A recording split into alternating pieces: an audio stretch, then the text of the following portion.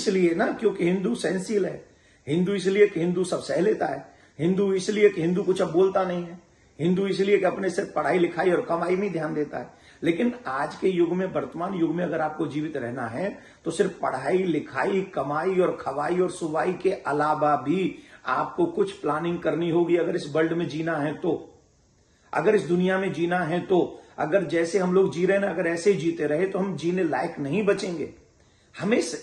हम किसी को दुख नहीं देते, हम किसी को परेशान नहीं करते, लेकिन हिंदुओं को टारगेट पाकिस्तान में किया जा रहा है, हिंदुओं को टारगेट बांग्लादेश में किया गया, और हिंदुओं को टारगेट और की तो बात क्या कहें, हिंदुस्तान में किया जा रहा है। भैया यहां कन्हैयालाल मरता है, उसका सर काटा जाता है तो किसी को तकलीफ नहीं है, लेकिन कोई हलाक को अगर कोई एक आध कोई घटना घट जाती है तो उसके लिए पूरे लीडर्स, पूरे समाज, पूरे लोग इकट्ठे हो जाते हैं और आवाज उठाते हैं कि हिंदू हिंसक है। ये तो ठीक नहीं है ना, बिल्कुल भी ये ठीक नहीं है, और ये हमारे सनातन के लिए और देश के लिए अहितकर है।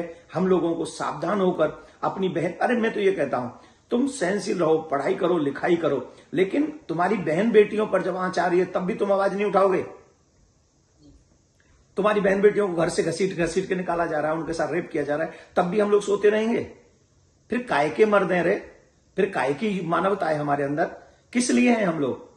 सिर्फ रोटी खाने के लिए तो पैदा नहीं हुए ना हम लोग। दो चीज के लिए शस्त्र जरूर उठाना चाहिए, एक अपने धर्म की रक्षा के लिए, दूसरे अपनी मां बहन बेटी की रक्षा के लिए। और जो ऐसा नहीं करता उसे मरा हुआ समझना चाहिए, उसे जिंदा नहीं समझना चाहिए। हम किसी के अगेंस्ट नहीं है, पर हमारी बहन बेटियों की इज्जत अगर खतरे में आएगी तो हम लोगों को आवाज उठानी। और इस समय पूरे भारत में हिंदुओं को, हिंदू संगठनों को, मैं इस समय अमेरिका में हूं, सुबह है, जब मुझे पता चला कि मुझे टीवी चैनल पे जाना है, मैं तुरंत तैयार हुआ हूं। किस लिए हुआ हूं?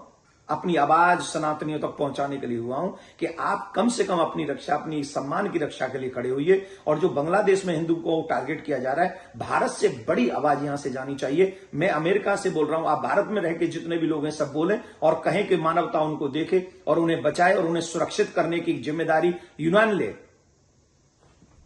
देवकी नंदन जी, लेकिन हिंदू तो बटा हुआ